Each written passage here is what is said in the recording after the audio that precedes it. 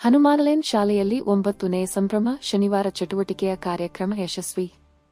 ಜೋಯಿಡಾ ತಾಲೂಕಿನ ರಾಮನಗರ ಗ್ರಾಮ ಪಂಚಾಯತ ವ್ಯಾಪ್ತಿಯ ರಾಮನಗರ ಕ್ಲಸ್ಟರಿನ ಸರ್ಕಾರಿ ಹಿರಿಯ ಪ್ರಾಥಮಿಕ ಕನ್ನಡ ಹನುಮಾನಲೇನ್ ಶಾಲೆಯಲ್ಲಿ 9ನೇ ಸಂಭ್ರಮ ಶನಿವಾರ ಚಟುವಟಿಕೆಯ ಕಾರ್ಯಕ್ರಮವನ್ನು ಯಶಸ್ವಿಯಾಗಿ ನಡೆಸಲಾಯಿತು.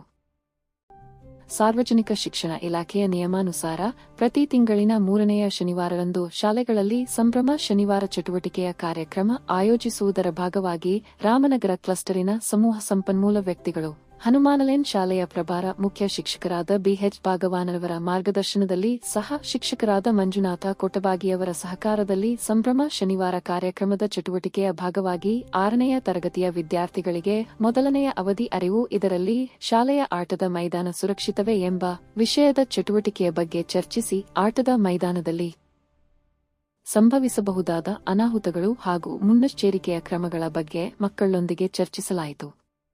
2ನೇ ಅವಧಿ ಅನುಭವದಲ್ಲಿ ನಾವು ಏನು ಮಾಡಬೇಕು ಎಂಬ ವಿಷಯದ ಚಟುವಟಿಕೆಯಲ್ಲಿ ಯಾವುದಾದರೂ ಹೊಸ ವಿದ್ಯಾರ್ಥಿ ಶಾಲೆಗೆ ಬಂದಾಗ ಅವನೊಂದಿಗೆ ಹೇಗೆ ಮಾತನಾಡಬೇಕು, ಗೊತ್ತಿಲ್ಲದ ಅಪರಿಚಿತ ವ್ಯಕ್ತಿಯನ್ನು ಭೇಟಿಯಾಗಲು ಹೋಗಬೇಕಾದ ಸಂದರ್ಭ ಬಂದರೆ, ರಾಸಾಯನಿಕ ಪ್ರಯೋಗ ಮಾಡುವಾಗ ಗೆಳೆಯ ಕೈ ಸುಟ್ಟುಕೊಂಡರೆ ಏನು ಮಾಡಬೇಕು, ಹೀಗೆ ಅನೇಕ ಸಂದರ್ಭಗಳ ಬಗ್ಗೆ ವಿದ್ಯಾರ್ಥಿಗಳಿಂದ ಅವರ ಅನುಭವ ಕೇಳಲಾಯಿತು.